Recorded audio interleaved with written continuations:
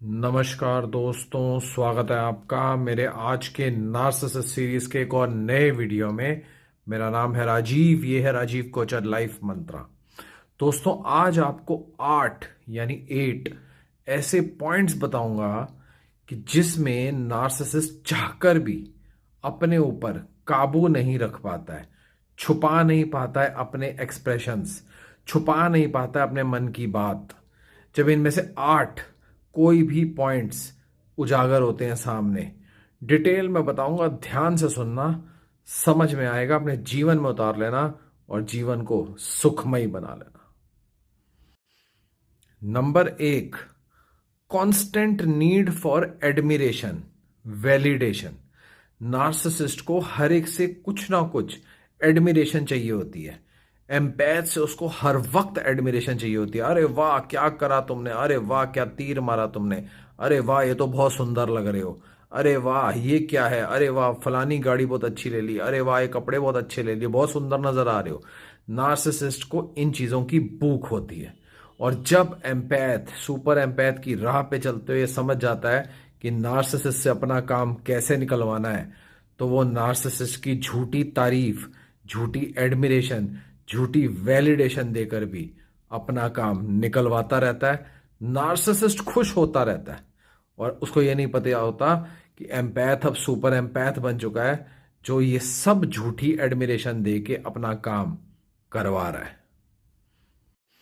Number 2, narcissist की jealousy.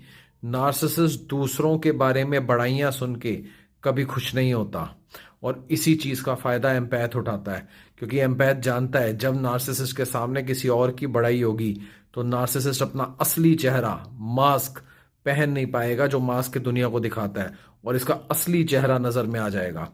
तो empath हमेशा कोशिश करता है जब वो सुपर एम्पैथ की राह पे होता है कि नार्सिसिस्ट के सामने नार्सिसिस्ट को ऐसी जगह लेके जाया जाए, या नार्सिसिस्ट के सामने ऐसे लोगों के बीच में लेके जाया जाए जो नार्सिसिस्ट की तारीफ नहीं कर रहे, किसी और की तारीफ कर रहे हैं। तो नार्सिसिस्ट अपना वो जेलसी वाला चेहरा छुपा नहीं पाएगा और दुनिया के सामने इसका असली चेहरा आ जाएगा। नंबर 3, नार्सिसिस्ट के अंदर झूठी एम्पथी होती है जो वो लोगों को दिखाता है उनके सामने अच्छा बनने के लिए। पर एम्पैथ ये बात नार्सिसिस्ट के साथ रहते रहते समझ जाता है कि जो ये एम्पथी दिखा रहा है, जो ये सिंपथी दिखा रहा है, वो सब झूठ है।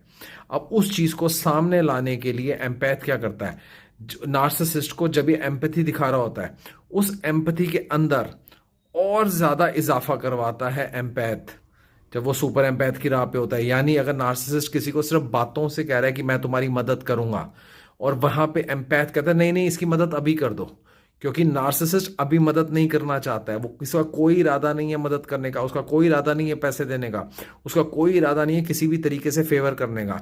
और जब एम्पैथ उसको पुश करवा रहा होता है लोगों के सामने, तो नार्सिसिस्ट का असली चेहरा सामने आ जाता है और वो मदद से पीछे हट जाता है, क्योंकि वो मदद कर ही नहीं सकता और वो करना ही नहीं चाहता। नंबर 4, क्रिटिसिज्म इनको बिल्कुल भी सूट नहीं करता है और क्रिटिसिज्म के साथ इनकी रेज शुरू होती है। जैसे ही कोई इनको क्रिटिसाइज करता है नार्सिसिस्ट को, इसका एक गुस्सा फूट पड़ता है उस टाइम पे।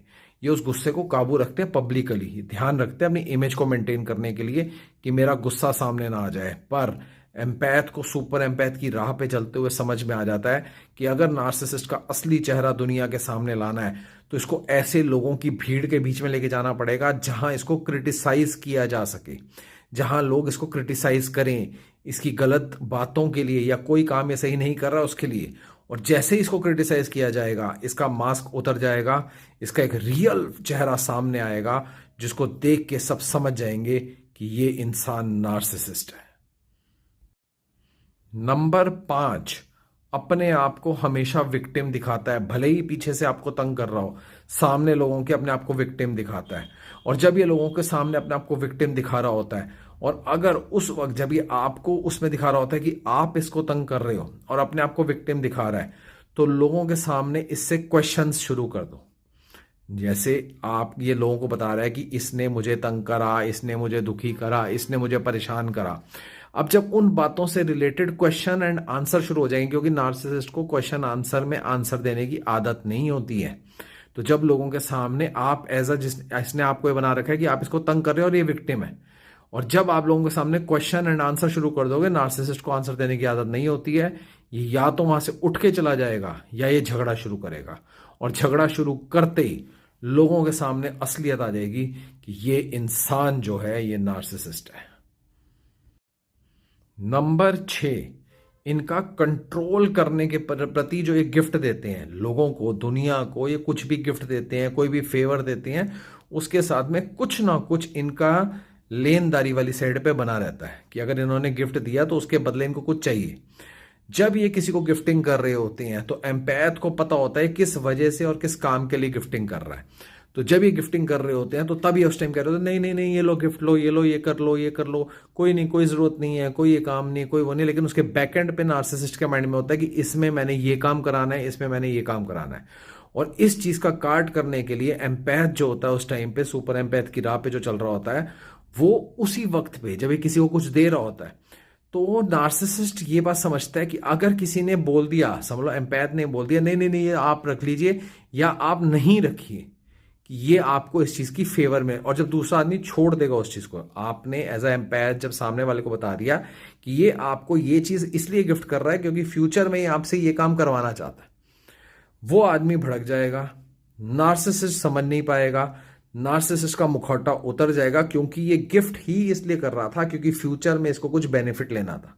और जब सामने वाला ही एक्सेप्ट नहीं करेगा तो नार्सिसिस्ट बेइज्जती महसूस करेगा। बेइज्जती क्यों? क्योंकि इसकी पब्लिक इमेज खराब हो रही है। नंबर 7, इनको अकाउंटेबिलिटी, अपने एक्शंस की अकाउंटेबिलिटी, रिस्पॉन्सिबिलिटी लेने में बहुत परेशानी होती है नार्सिसिस्ट को।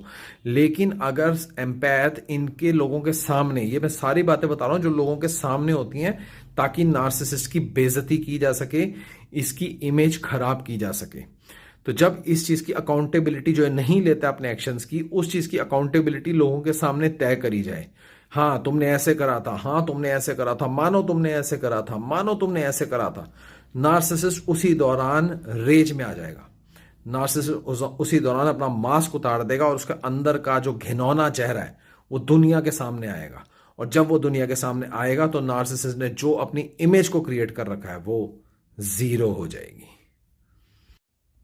नंबर 8, नार्सिसिस्ट का डर।